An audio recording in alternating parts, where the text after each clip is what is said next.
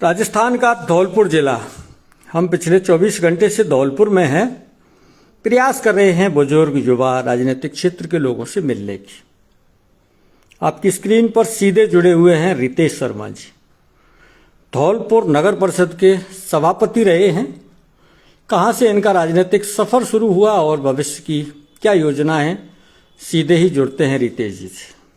राजनीतिक सफर की शुरुआत कहां से होती है रितेश भाई? मैं 2010 के अंदर नगर परिषद का चुनाव डायरेक्ट जनता के द्वारा शायद इतिहास में पहली बार हुआ था।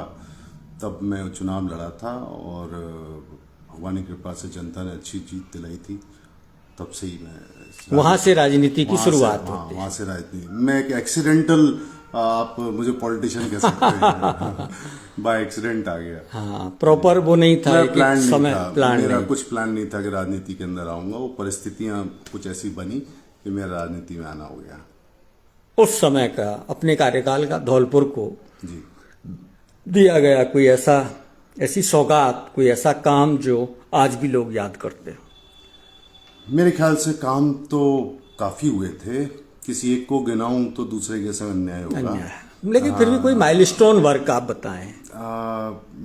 कई सारे तिरायों पे काम किया था। बड़ी फील्ड एक स्टेडियम है, उसके अंदर किया। मचकुन का गेट बनवाया। सड़कें बड़ी ऐतिहासिक बनी, गौरव पथ। और हालांकि सरकार की योजनाएं थी, बट वो एग्जीक्यूट मेरे टाइम और अच्छी प्लानिंग्स जो थी सड़क की अप्रूव करा के लाए हम सरकार से। टॉयलेट्स बहुत सारे बने, गार्डन्स बहुत सारे बने और सुलभ शौचालय बहुत सारे बने। मैं समझता हूँ सभी फील्ड्स के अंदर लाइटिंग एक ऐतिहासिक, मेरे टाइम पे 5000 लाइटें, पहले सोडियम लाइटें लगती थी और बल्ब लटके रहते थे, तो मेरे एलईडी लाइटिंग 5000 लगी। तो मैं समझता हूँ ऐसा कोई क्षेत्र नहीं रहा जिसके अंदर कुछ काम नहीं हुआ। राजनीतिक रूप से आप किस विचारधारा से प्रभावित थे? देखिए, ये तो एक बड़ा डिबेटेबल टॉपिक है कि मैं किस विचारधारा से प्रभावित हूँ। मुख्य उद्देश्य ये रहता है कि अच्छा काम करो और लोगों के काम आओ, कोई निराश ना लौटे और जितनी दम है, जितनी अच्छी नीयत से काम करो। मुख्य तो वही उद्देश्य रहता है मेरा। इसको विचारधारा से नहीं जोड़ेंगे। विचारधारा ये है कि अच्छा काम करो, कोई आदमी आपसे रुष्ट होकर ना लौटे।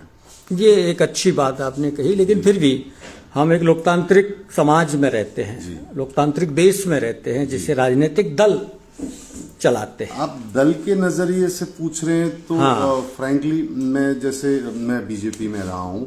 2018 के अंदर कांग्रेस ज्वाइन करी, तो आप मुझे कह सकते हैं मैं एक मिक्स्ड विचारधारा है दोनों की। समय परिस्थिति के अनुसार जो अच्छी चीजों को अडॉप्ट करने का प्रयास करता हूँ।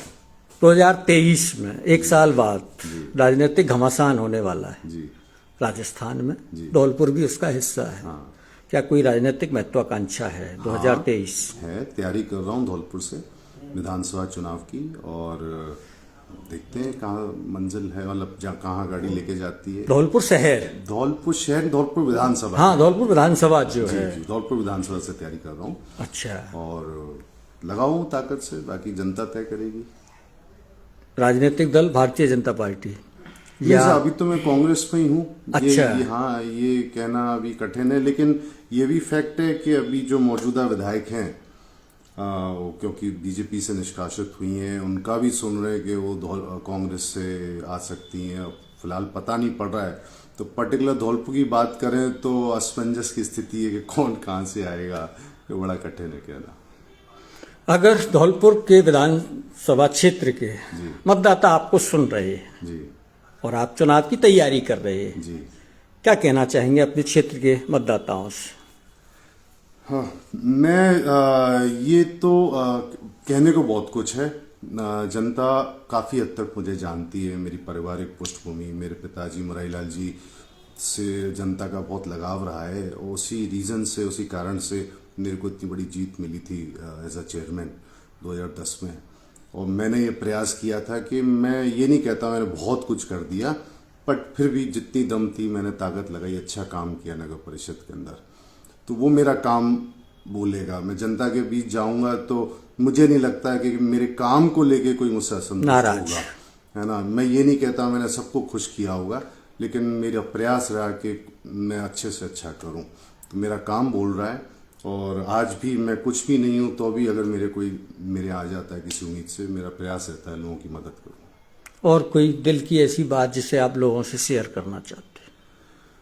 दिल की बात तो ये है साहब कि मन है कि चुनाव लड़ूं, लोगों की सेवा करूं। मैं राजनीति में जब तक नहीं था, सच बताऊं, मुझे कोई लेना देना नहीं था।